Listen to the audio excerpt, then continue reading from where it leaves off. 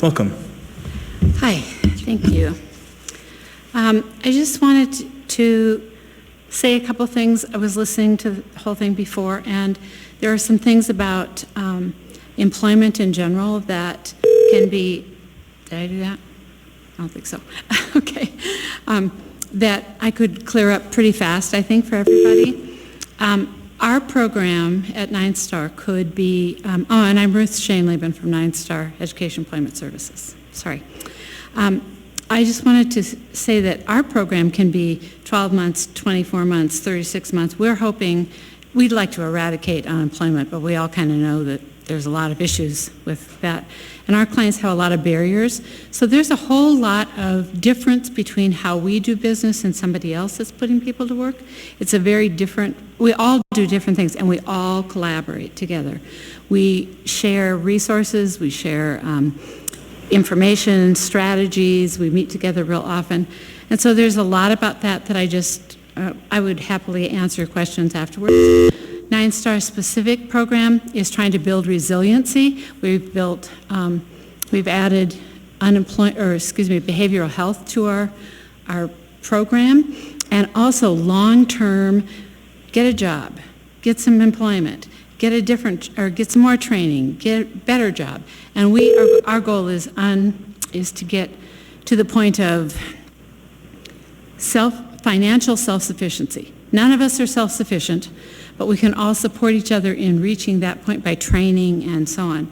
There's a lot of barriers that people have. During our COVID pandemic, we were able to help people who were on the brink of homelessness, and that's always our goal, to prevent homelessness entirely. They were on the brink of homelessness, and with the money from this whole process, the federal government giving it to us here, we were able to put a lot of people to work and avoid the homeless situation. But the biggest thing is that, matter of fact, just in the months of November and middle of November to the middle of January, we put 41 out of 97 newly enrolled people. It's ongoing year-round, but we put 41 of them to work. And now our goal is to help them become financially self-sufficient and get to the next step. So we're going to keep them for a while and keep moving, because we want this money to last us. We want our people to be prepared for the next step and the next step and the next step, so that they can contribute back to the community instead. So there's a lot of things, but long-term is our goal, collaboration's our goal, and if you have any questions about that, my 3 seconds is about over. Thanks. I have a few folks in the queue, starting with Mr. Weddleton. 3 seconds, that would be like, we'd be out of here before midnight all the time. Thanks. So I want to talk about how you coordinate with these, variety of other groups. And I know there's lots of groups doing this work, but in this proposal, there's the Nine Star, of course, Shiloh Community Housing, UAA Fast Track Career Certificate, Alaska Works Partnership, that's I think like a union group for their promote their apprenticeship programs, and then AEDC building a I guess like an online jobs thing. Well, it seems like there's a lot of redundancy. I mean, it's like Department of Labor does that jobs thing. So, there's lots of different pieces. How in this big thing do you find? And we did a tour of the food pantry on O'Malley Road, and they said, we were going to do job placement things here too. People really need to have help finding jobs and doing their resumes. And I go, what? Nine Star does that. So there's a lot of people involved with this, and it's, how do you find them and coordinate with them? Well, the food pantry in South is new, and I have not even had a chance to get down there and meet those folks. So we don't have a partnership with them yet. I mean, I think it's very, very new.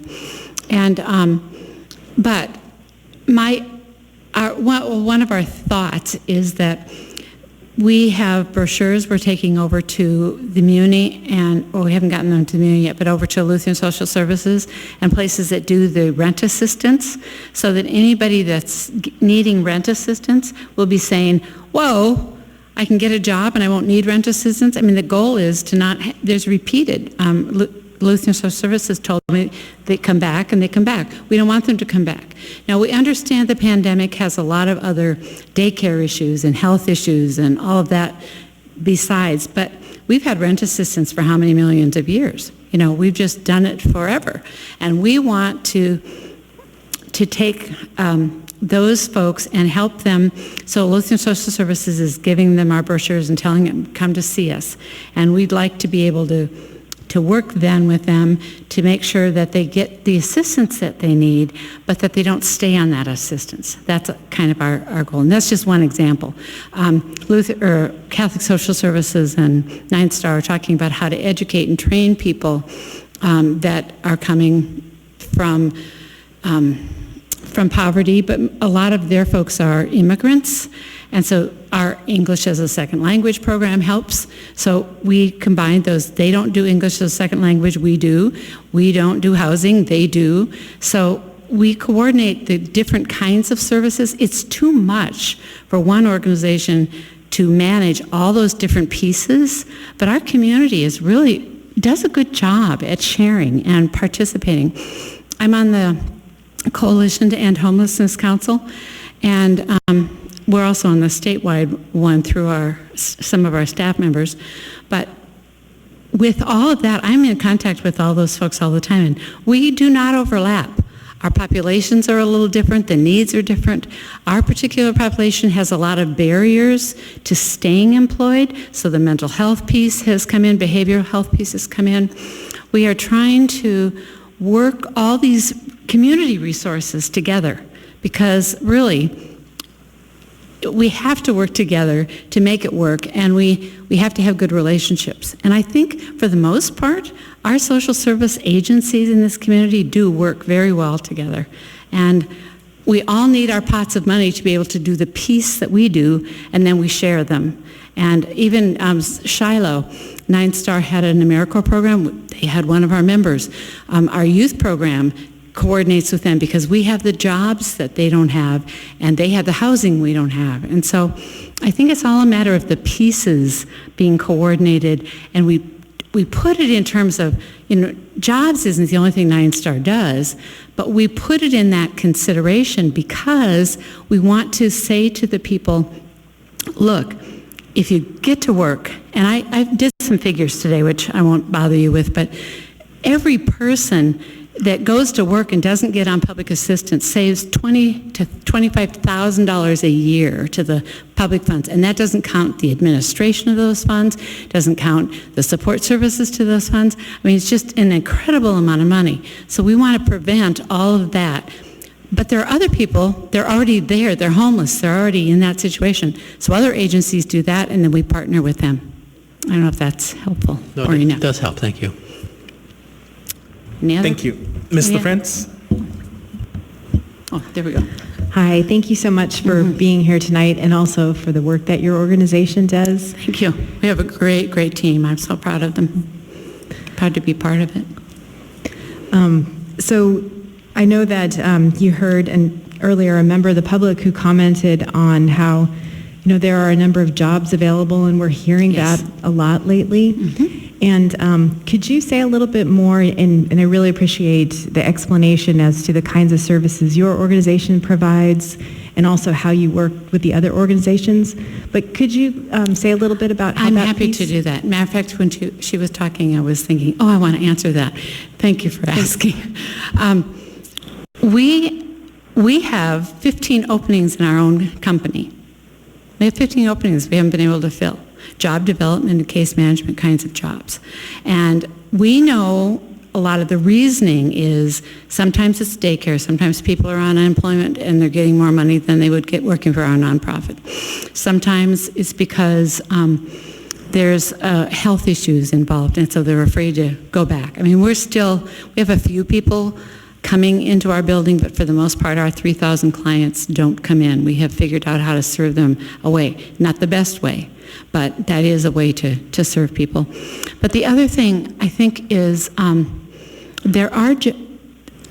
particular population, most of the populations of most of the social service agencies that do this kind of work and that we partner with, our clients aren't ready to go to work. So we need a few months sometimes to get them ready, to get them through workshops. How do you get a job? We do not just find them a job and put them there. We help them learn how to get their job, and we help them get that job, and we have connections to those employers. But our goal is teach them how to fish. And so that's a big, important piece. And you also have to help them remove barriers. And people who are depressed and people who are just don't know how to keep a job, they were never raised that way.